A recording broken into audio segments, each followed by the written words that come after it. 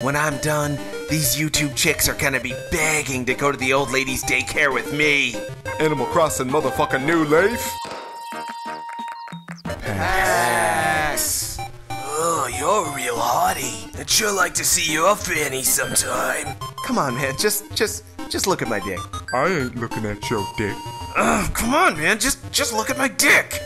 I ain't looking at your dick. Come on, man, just look at my dick. Look at my dick. I'm confused because I didn't even think you had a dick. I just thought you had a little space in between your paws. Teenage Pokemon was weird. This extremely bizarre show on Machinima was about teenage Pokemon and their struggles of being a teenager, including anxiety, drugs, sex, depression, as well as topics relating to video games, stigma, being shy about yourself, let's plays, E3s, and some problems with companies in the gaming industry.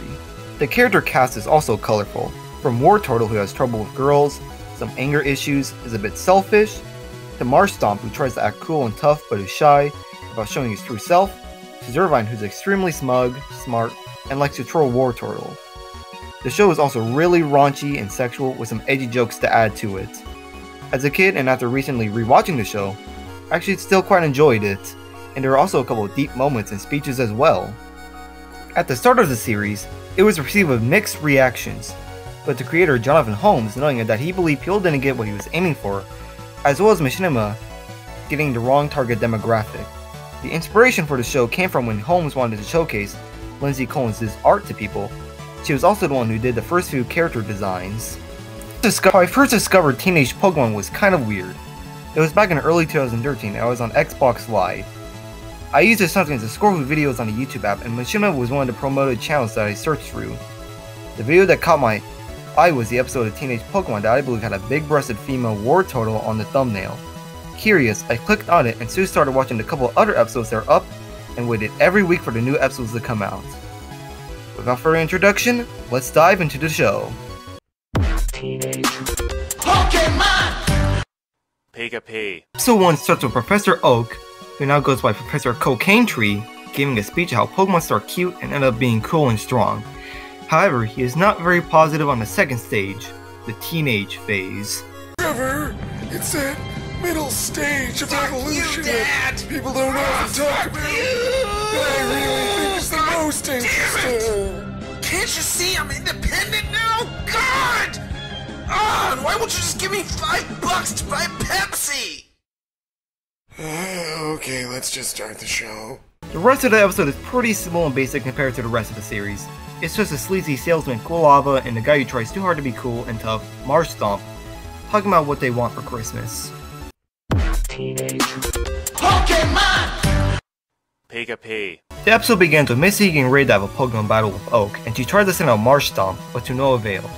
Marshtomp is not participating. It transitions to in a city that somewhat looks like Castelia City, with Marshtomp hanging out with Metapod in the back alley so he can take drugs. He then tries to get Pokerus to Metapod with him, blushing. But I'm not infected with the Pokerus. Well, you are now, son. Here you go. Here's a little Pokerus right in your face. Get off me! Stop it! Come I don't on, want to take be it. infected. You don't feel so Being bad. weird. You don't feel so bad. Yeah, I guess not. The episode then cuts off to a classroom with the teacher being a horrifying looking Mr. Mime. Zervine, the mega smug snob, goes to see what Wartortle, the selfish and socially awkward gamer with anger issues, who is also sex hungry. And his drawing is really bizarre. It's a picture of Batman kicking Iron Man in the face while downloading exclusive new content for Call of Duty on the Xbox 360. If you have to know. The two then get into a console war when Zervine trash talks the Xbox 360. Wartortle is losing this console war argument and gets mad, so he then insults Zervine and goes away. It's revealed that Zervine just wanted to troll Wartortle and actually really likes the Xbox. Confidentially, I think the Xbox 360 is the greatest video game console of all time. I was just being a dick. The inspiration for this episode came from how kids in the past like playing games on each other's exotic and foreign systems, but now there are huge console wars with people being so stuck to their home console, which leads to gamers playing fewer games. Teenage Pokemon! Pika-P. This episode was actually based on a true story with themes of primal urges, weak relationships, self-loathing, and self-acceptance. The episode starts off with War Turtle wanting to get a hot YouTuber girlfriend. Before he does so, he thinks of encouraging words and advice from Monferno, Mr. Mime, and Grandma Smoochum, who's not a jinx for some reason. He then imagines a scenario of him flirting with a girl. At first, it's a female War Turtle with the hair and voice of Marge Simpson. Oh, homie, I've been waiting for someone to say that to me all day. It then changes to a War Turtle with green hair, but with an extremely annoying voice. Oh my god, you like my tits? Oh, thank you. That's such a relief. I've been wondering if my tits were any good. He is also very dirty. Ow. Oh my god, Maybe you're really it something feels so special and I touch it and I I try just to want to put rub parts my of hands myself all over into your it and turtle body. I want to make love to you. Because I have I just a really body want to make love to you. After that sequence, he goes into YouTube to try and date and flirt with YouTuber girls. He gets no replies back. He then sees that Ivester likes his machoke called BigFitFucker95. He gets jealous and sends an angry message at him.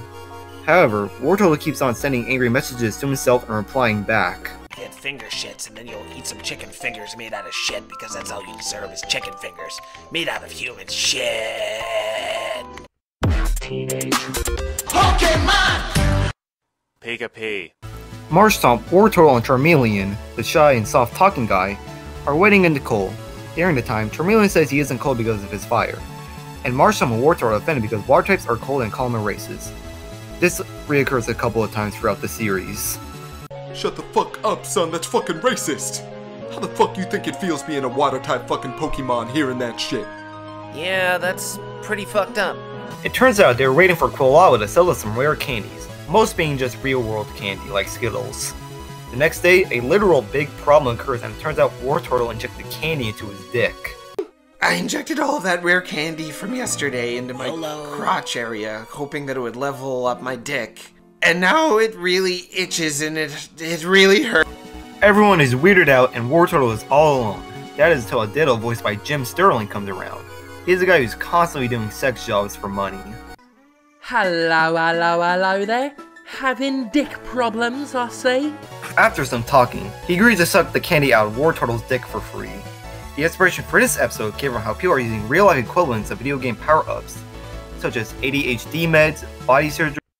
Teenage. Pika-P. Marshtomp, War Turtle, and Charmeleon are waiting outside for the doors to open. It turns out they are waiting for the opening of PAX. The PAX is like some sort of religious library. It's time for PAX! One of the games they talk about is Grand Theft Pokeball 5.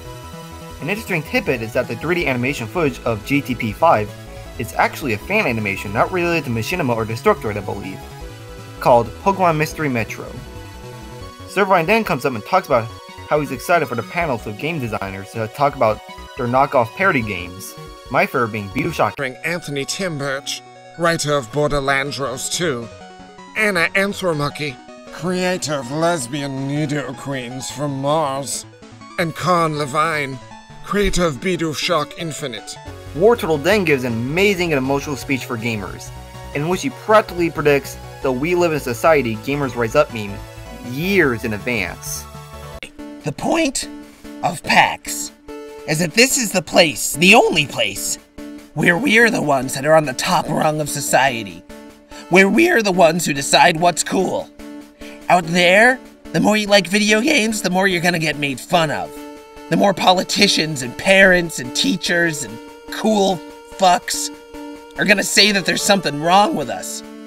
But behind these walls, there's nothing wrong with us. Behind these walls, we are glorious.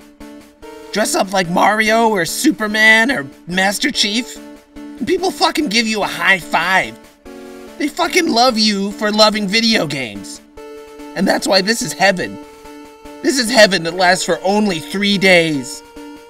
We've got to make the most of it, you fucking idiots. We gotta make this count. After the event, War Turtle and Charmeleon are playing a DS game where I don't even. Indian Chief, I choose you. Indian. Go get 'em. Chinese food for I cook. Fry. You're fucked. Asian type is strong against Native American type. Not necessarily. My reservation ability makes me strong against certain Asian attacks. Just what the heck? This episode is actually Holmes' favorite episode so far. This is actually the season 1 finale. Teenage. Pay.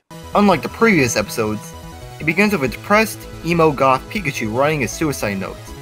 Ash then barges in by punching the door down and saves Pikachu. Okay, enough playing around, Pikachu!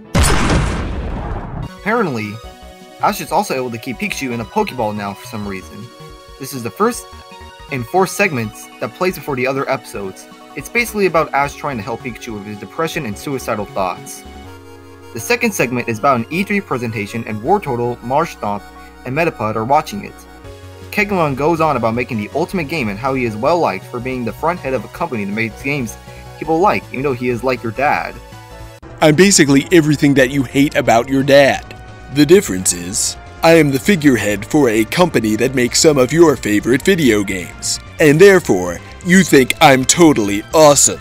He goes on about the amazing features and Enduri guides are like sheeple being spoon-fed it. Kegleon then talks about how the game will have microtransactions and on-disc DLC, and that people will just have to deal with it. Haha, yeah. Now that I have your attention, let me take this time to outline the various aspects of microtransactions on disc DLC and always on DRM that you are just going to have to tolerate if you want to play this very important someone's PC exclusive. Then, out of nowhere, Big Fit Fucker 95, who now has clothes and has grown hair, barges into Wartortle's room to expose the truth to them. They don't like the truth, as everything just looks bad now. Guys! You've gotta stop what you're doing! You've gotta stop what you're doing and put on these glasses! Big Fit Fucker 95? What the fuck are you doing here? It doesn't matter what I'm doing here! What matters is that these fuckers are taking over the world, and nobody could see it without these glasses! Whoa, weird. Look around you! Everything that you thought you saw, that you valued, that you wanted to buy, it was all part of their master plan to take control of your money, of your attention span, of your way of life, to better theirs, to make them the ones in control, and for you to be the hapless cattle led off to the slaughter! After that speech, they turn back to Kegleon, who is now devilishly pink, and telling about the new system. The new system, the box, can transfer people you don't like in reality into the actual system. And now it's time for our big announcement. If you see anyone wearing those strange sunglasses, don't listen to a word they say. Shame them immediately. Tell them that they are not a real gamer and then put them inside of the box. And in case you didn't know, the box is our latest video game console. Unlike other video game consoles that allow you to enter a fantasy world to escape from reality, the box allows you to put people from your reality that you no longer enjoy spending time with and put them in the box. This episode was made before E3 2013, and was meant to make fun of how Sony, Apple, Capcom, and EA do business. With this episode mainly making fun of Microsoft, Holmes was surprised how accurate his parody was to Microsoft's E3 presentation in 2013. Teenage. Pay. The Pikachu segment starts with Ash and Pikachu at the Poke Center, and I kid you not, they got the legit OG voice actor, Eric Stewart, to reprise his role as Brock. I am not making this up. Romantic dates with beautiful girls! And by beautiful, I mean available. I tweeted at Eric about him voicing Brock in Teenage Pokemon, but he never responded back. Oak then reads Pikachu's letter in Oh yeah, sure.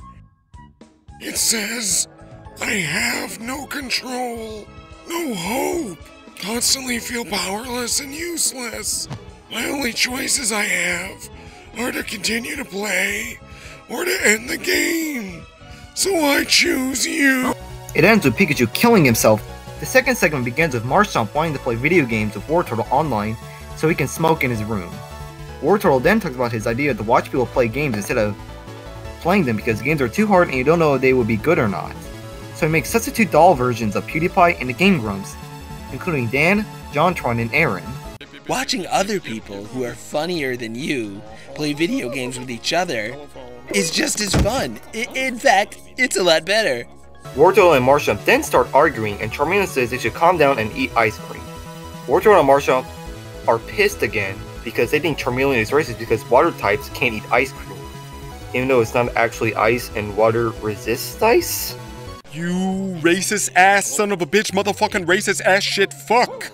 You know I motherfucking can't eat ice cream. You know he can't motherfucking eat ice cream. Us water tots can't eat that shit. Anyway, the episode ends with Marshall going off to the daycare, and with War Turtle all by himself as he turns into a lonely maniac. This is fucking fun! This is fucking fun! This is fucking fun! This is fucking fun! This is fucking fun! Fun! Fun! Teenage. Pokemon! Pika. In this segment, Pikachu is being given therapy by Oak. However, Pikachu only talks when Oak is asleep. He basically goes over how he hates that he's going to be a Raichu because no one likes Raichu, and that he hates both the journey and the destination. Well, my main problem with being alive is it's terrible. You start off cute and lovable, but weak and vulnerable, then you become a teenager, which is the worst of both worlds. Then in my case, all you have to look forward to is growing up to be a boring, forgettable Raichu. No one gives a rat's ass about Raichu. No one! I know it's about the journey, not the destination, but the journey sucks too. It'd be one thing if you got to have some meaningful experience that helped provide the illusion that there is some purpose to it all, if there was some reason to enjoy going through the motions, but I don't have that. I can clearly see this is all just a game. There's no difference between my brain and that computer over there. Everything I do is the result of programming, be it how I was bred, how I was raised, what berries I've eaten, whatever. It's all out of my control. The difference between machines and living beings is free will, but there is no free will. So there is no life, not in any way that's real to me. So why live if there is no life? Pikachu then feels good about venting his feelings. Wow, that was pretty good. The second segment begins with War Turtle going to visit Marshtomp at the daycare when he... How are you? Thanks for coming! It's been a long time! turns into that abomination. This happened because Marshtomp started watching My Little Pony, which apparently that kind of show you watch decides what you evolve into. Shows watch TV. Depending on what show you watch, it's gonna change what kind of lateral evolution you end up going through. Watch a lot of Doctor Who, and you might turn into a Whovian. Watch a lot of Tosh.0, and you'll probably end up a disgusting scumbag. Anyway, Marshtomp is completely different now. He is now his true self, and it's about being nice and cute.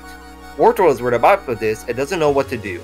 We later cut to War Turtle and Marshtomp watching My Little Pony, ending with some scary implications. My little ponyta, defy gender norms and be yourself. You might have Asperger's or some other problem, but it's no big deal cause you're still great. You know, this show's actually not that bad. Haha. You know, that's the first step. The first step to what? You know what.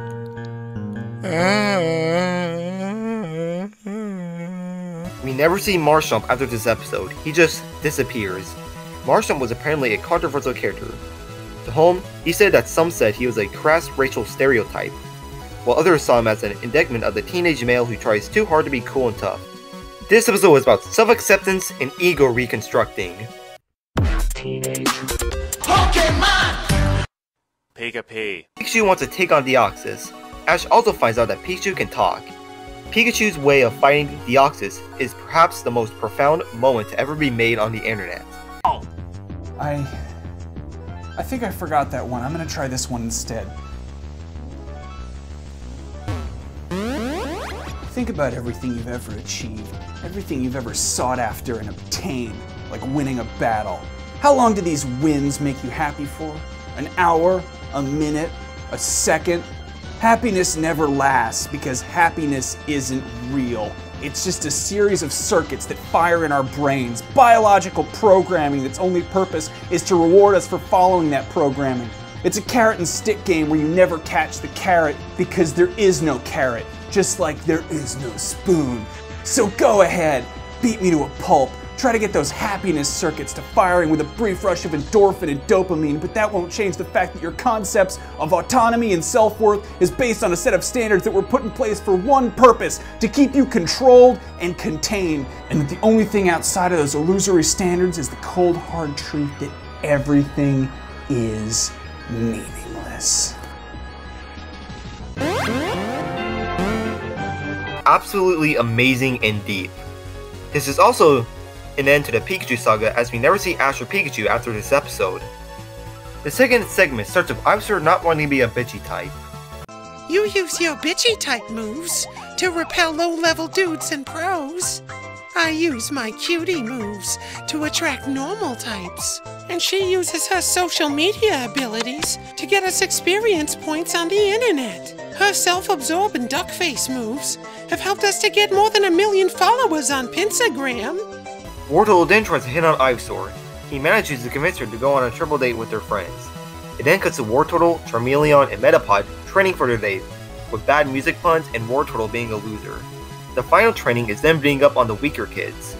Charmeleon is also, finally, beating up and eating a bit of Magikarp. It then cuts to Ivysaur's house, where it is revealed that Servine is Ivysaur's boyfriend. If you don't believe me, just ask my boyfriend, he's right here. Hello, Wartortle. Long time no see. No, this can't be happening. Don't sound so surprised. The real surprise here is that you ever thought that Ivysaur would go for a damp, transparent, soggy water type like yourself. Wartortle wants to leave with his friends, but his friends won't leave with him. Wartortle is sad when he then runs into Ditto again. After some talking, Wartortle loves Ditto, and they later presumably go off to the daycare. Are you saying you want to be my girlfriend? Well, I want to be your something friend. Something friend's better than nothing friend. Ditto, I think I love you. Yeah. Alright. This episode was about acceptance, repressed emotions, and achieving your goals. Twerk it, twerk it, twerk it, twerk it, twerk it. Teenage. Pokemon! Pika-P. We are now at the series finale, and boy, did they choose that in a really weird way. This episode features very little characters, with the only ones being Wartortle, Ivysaur, Charmeleon, and the new ones, with no mention of Marshtomp and Wartortle's relationship with Ditto. To coincide with the release of X and Y, the new characters are Professor Sycamore and the new student, Quilladin. Sycamore gives Quilladin a berry, which starts to make him very gassy. Quilladin, did you just blow a fart? Jeez, Professor, I don't think so. Well, yeah, I guess I did. Ivysaur is disgusted and Wartortle is laughing uncontrollably. Sycamore then showcases Pokemon on me with a stylus on Quilladin. This turns Quilladin so hard that he gets a boner and farts even more. You see, if you use the next generation stylus on the next generation highly emotional polygon-based Pokemon, you can elicit emotions and IV training without the need for the berry. Wow, that smells. Quilladin wants Sycamore to use his O powers, but Sycamore doesn't want to, which leads to Quilladin dick riding the stylus and farting even more and bleeding out streams of blood everywhere as his eyes turn white, and Wartortle records this to put it on YouTube.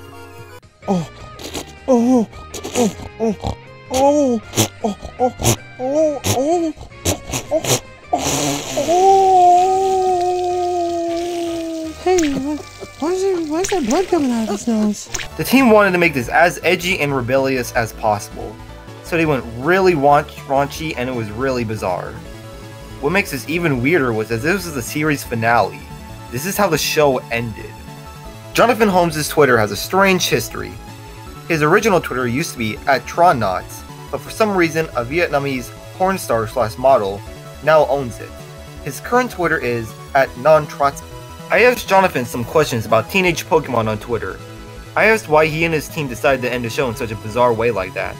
Apparently it's because he originally had plans to do a Skylanders vs Teenage Pokemon series, but he couldn't since Machinima wanted him to make a series for Smash Bros called Smashed Bros. It was also because he wanted to take the series in a lighter, less swearing direction. He was still thinking about the show during Gen 7, years after the show ended. One idea he had was about a Dartrix who would sing about his hair, and to this day, he still wants to see a Ditto voiced by Jim Sterling twerking.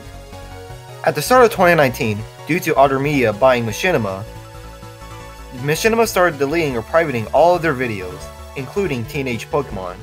So for about a month, the only things left about the show were articles on Destructoid talking about the series or a couple of re-uploads of a few episodes on YouTube.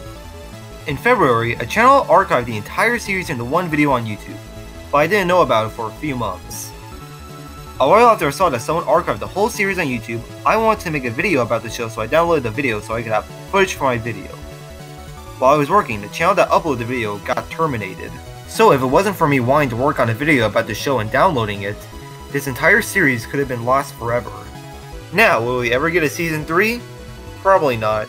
Even though Jonathan does have some interests in it, he currently works on the Nintendo Force magazine, so I doubt he will ever have the time. As well as the team going their own separate ways. Plus, Art Media isn't even doing anything with Machinima. As well as Jonathan not liking working with Machinima after he got stiff by them. And that does it for Teenage Pokemon. A bizarre yet enjoyable show that thankfully survived the purging by Machinima. Links to the Destructoid articles, series upload, as well as Holmes' Twitter and Lindsay's LinkedIn page will be in the description. Till then, see you guys next time.